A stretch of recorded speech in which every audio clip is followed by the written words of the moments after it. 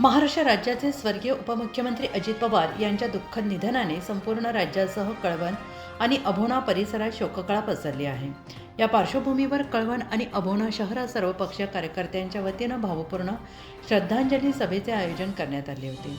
या श्रद्धांजली कार्यक्रमात विविध राजकीय पक्षांचे पदाधिकारी, कार्यकर्ते, सामाजिक कार्यकर्ते, व्यापारी संघटना तसेच नागरिक मोठ्या संख्येनं उपस्थित होते। स्वर्गीय अजित पवार यांच्या प्रतिमेस पुष्पहार अर्पण करून 2 मिनिटांचे मौन पाळण्यात आले। यावेळी वक्त्यांनी स्वर्गीय अजितदादा पवार यांच्या कार्याचा गौरव करताना सांगितले की त्यांनी आपल्या राजकीय कारकिर्दीत सर्वसामान्य जनतेच्या प्रश्नांसाठी सातत्यानं आवाज उठवला। ग्रामीण भागाचा विकास, शेतकऱ्यांचे प्रश्न, पाणी पुरवठा, सिंचन योजनांसाठी त्यांनी दिलेले योगदान कधीही विसरता येणार नाही, अशा भावना उपस्थितांनी व्यक्त केल्या। श्रद्धांजली सभेदरम्यान वातावरण अत्यंत भावूक झाले होते। एक अभ्यासू, कर्तव्यदक्ष आणि जनतेची नाळ जपणारा नेता आपण गमावला आहे, अशी प्रतिक्रिया अनेक कार्यकर्त्यांनी दिली। या कार्यक्रमाच्या शेवटी उपस्थितांनी स्वर्गीय अजितदादा पवार यांना भावपूर्ण श्रद्धांजली अर्पण करत त्यांच्या आत्म्यास सद्गती लाभो अशी प्रार्थना केली। मंत्री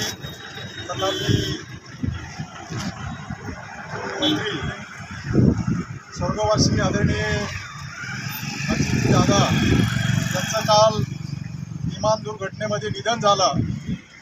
त्यांच्या निधनानं खऱ्या अर्थानं समज महाराष्ट्र परका झालेला आहे। दादानं जे आपल्या कळवण मतदारसंघामध्ये जो निधी दिला, विकास करण्याचा जो प्रयत्न केला आहे त्याचा उल्लेख झालेलाच आहे।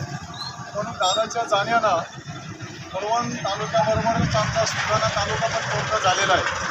आणि म्हणून मी सुलगाणा तालुका शिवसेनेच्या वतीनं तसंच सुलगाणा तालुक्यातील पूर्ण आदिवासी समाजाच्या वतीनं त्यांना श्रद्धांजली अर्पण करतो आणि थांबतो।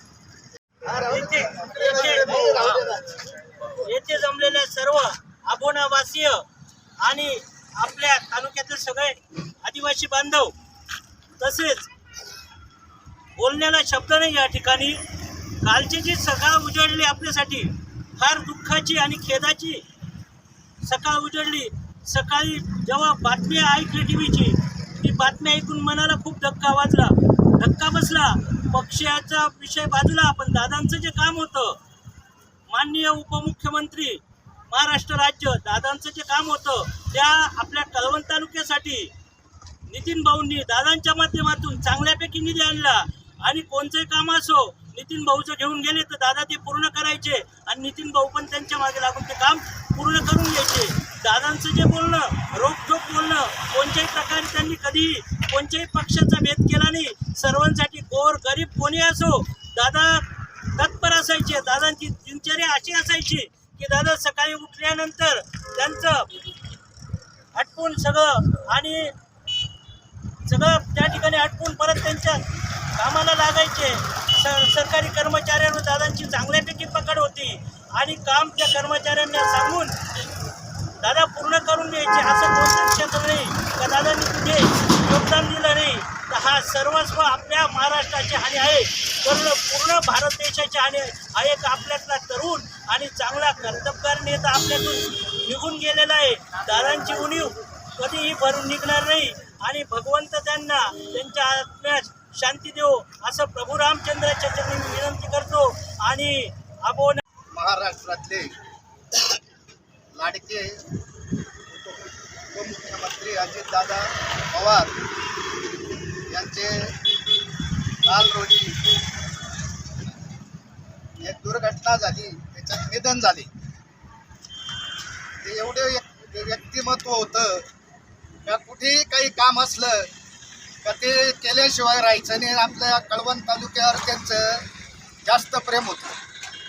कधी आपले नितीन भाऊ कधी गेले काम घेऊन, त्यांनी कुठलं कामाला नाही म्हटलं नाही त्यांनी, आणि कुठलंही काम असं उरारीने त्यांनी या भागामध्ये दिलं। त्यांच्या आत्म्याला आमच्या BJP तालुका अध्यक्ष OBC मोर्चा म्हणून श्रद्धांजली वाहतो। 2 शब्द संपतो। महाराष्ट्राची बुलंदतो व पूर्ण भारतामध्ये, केंद्रामध्ये महाराष्ट्राकडे पाहताना पहिले दादांकडे पाहिलं जायचं, कारण दादा वाईट कार्य करताना सत्कार व समाज देणारे व्यक्तिमत्व व चांगलं काम करणाऱ्यांच्या पाठीची शाबासकी देणारं व्यक्तिमत्व होतं। आपल्या कळवण तालुक्यामध्ये अर्जुन सागर असेल किंवा बरेचसे धरणं असतील किंवा आबवण्यातील रस्ते असतील, गोपालकृष्ण मंदिरासाठी असेल तर सर्वात जास्त निधी कळवण तालुक्यात येणारं व्यक्तिमत्व आपल्यातून काल हरपलं. त्यांना परमपूज्य क्षेत्राबारा व्यसनमुक्ती संघटना, अण्णा हजारे कमिटी, वारकरी परिवार व कुंभार समाज संघटनेच्या वतीने श्रद्धांजली वाहतो व त्यांच्या पावलावर पाऊल ठेवून कार्यकर्ते काम करतील अशी ग्वाही देतो. जय महाराष्ट्र.